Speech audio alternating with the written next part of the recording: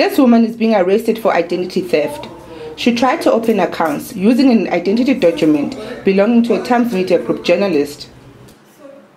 Zukiswa Zimela, a multimedia reporter and producer at the Business Day, was contacted by various retail stores that were trying to verify her details as an unknown person tried to buy items like cell phones and clothing using her identity. It was a lady who called me from a cell phone contract retail store, and she asked me if I had tried to open a contract, and I hadn't. So I was a bit alarmed, but I wasn't too worried because, I thought it was just a mistake or something, had gone wrong. And she offered to send me the paperwork. When I received it, I was horrified. This person who was impersonating me had used where I work, my address, and my home address. They even got hold of my banking details. Zimela says the scary part of her ordeal was that she has never lost her identity document. It's never gone missing or it's never been out of my person, so I was really scared.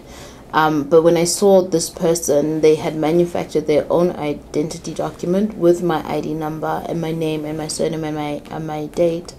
But the picture wasn't of me, so that was something that really stood up for me. Zimela explains the steps she took to try and stop the alleged fraudster. When I came in earlier the next day to go to the police station to open up a case, so that was the first thing I did. I was really hopeful. I got hold of TransUnion, and they said to me they could flag my ID or blacklist it. The South African Fraud Prevention Services recently released identity theft statistics, and Business Day spoke to Bridgette Caprin from credit bureau Compuscan about how widespread the problem is. We've seen about 1,370 cases that have been reported as at the end of April of this year.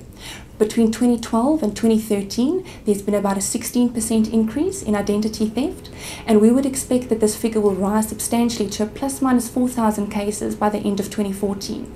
So essentially, this is something that the consumer needs to be concerned about. Caprin said there are definite steps consumers can take that can reduce the risk of being targeted. I would recommend that any discarded bank statements should be shredded, or any document that contains personal information. Safeguard your PIN number, safeguard your ID number, and lastly, never give your personal information out telephonically. Compuscan has developed an online portal where concerned members of the public can view their credit profile.